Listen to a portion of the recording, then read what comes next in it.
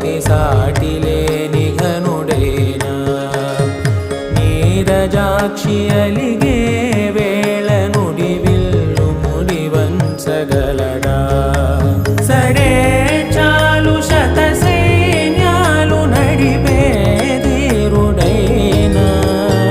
వసుధావాణి మిథిలావేణి మది వెనుక పలుకు పలుకులెరుగగల